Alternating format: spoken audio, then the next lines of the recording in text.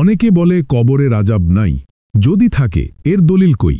অথবা আপনি কখনো শুনে থাকবেন যে কেউ কেউ বলে কবরের আযাব বলে কিছু নেই, কিন্তু সত্যি কি তাই?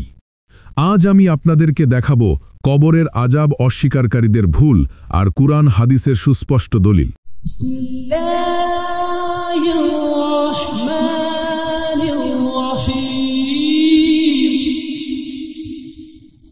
অনেকে বলে আল্লাহ যদি শাস্তি দেন তাহলে কিয়ামতের দিনই দেবেন, দুনিয়ার পর আর কোনো শাস্তি নাই।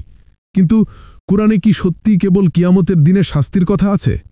না, কুরআনে একাধিক জায়গায় কবরের আযাবের সরাসরি প্রমাণ রয়েছে, যার প্রথম দলিল সূরা গাফির আয়াত 46, আন-নারু ইউরাদুনা আলাইহা গুদুওয়া ওয়া আশিয়্যা ওয়া ইয়াউমা তাকুমুস সাআ আদহিলু আলা ফিরআউনা আশাদ্দাল আযাব। এর বাংলা অর্থ, আগুনের সামনে তাদের সকাল সন্ধ্যায় উপস্থাপন করা হয়, আর কিয়ামতের দিন বলা হবে ফিরআউনের পরিবারকে কঠিন শাস্তিতে প্রবেশ করাও। মুফাসসিরগণ ব্যাখ্যা করেছেন, সকাল সন্ধ্যায় আগুন দেখানো মানে কবরের আযাব, আর কিয়ামতের দিন হবে স্থায়ী আযাব। দ্বিতীয় দলিল হচ্ছে সূরা তাওবা আয়াত 101, সানুআদ্দিবুহুম মাররাতাইনি সুম্মা ইউরাদ্দুনা ইলা আযাবিন আযীম। এর বাংলা অর্থ, আমরা তাদের দুইবার শাস্তি দেব, এরপর তারা কঠিন শাস্তির দিকে ফিরিয়ে আনা হবে। এখানে দুইবার শাস্তির একটি হলো কবরের আযাব। এবার প্রমাণ দিব হাদিস থেকে। প্রথম হাদিসের প্রমাণ, রাসূলুল্লাহ সাল্লাল্লাহু আলাইহি ওয়াসাল্লাম বলেছেন, নিশ্চয়ই কবর আখিরাতের প্রথম ধাপ, যদি কেউ এতে মুক্তি পায় তবে পরের ধাপগুলো সহজ হবে, আর যদি ব্যর্থ হয় তবে পরের ধাপগুলো আরও কঠিন হবে। মুসনাদে আহমদ, তিরমিজি।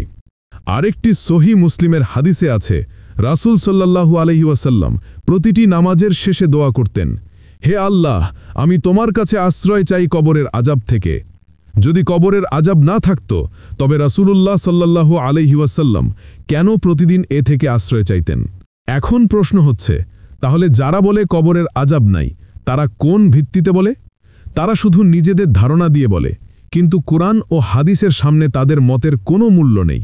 বরং কবরের আযাব এতটাই বাস্তব যে রাসূল সাল্লাল্লাহু আলাইহি ওয়াসাল্লাম নিজেই কবরের পাশে দাঁড়িয়ে কেঁদেছেন, উম্মতের জন্য দোয়া করেছেন। কবরই হল আখিরাতের প্রথম পরীক্ষা কেন্দ্র। বন্ধুরা, কবরের আযাব নেই এটা বলা মানে কুরআন ও সহিহ হাদিস অস্বীকার করা, আর কবরের আযাবকে অস্বীকার করা ঈমানের জন্য মারাত্মক ঝুঁকিপূর্ণ। তাই আসুন আমরা আল্লাহর কাছে আশ্রয় চাই। আল্লাহুম্মা ইন্নী আউযু বিকা মিন আযাবিল কবর। হে আল্লাহ, আমাকে কবরের আযাব থেকে রক্ষা করুন। ফলো, লাইক, কমেন্ট করুন যেন এমন আরও কন্টেন্ট আপনার কাছে পৌঁছে যায়। ইসলাম প্রচারে আপনার একটি শেয়ারই হতে পারে কারো হেদায়েতের দরজা।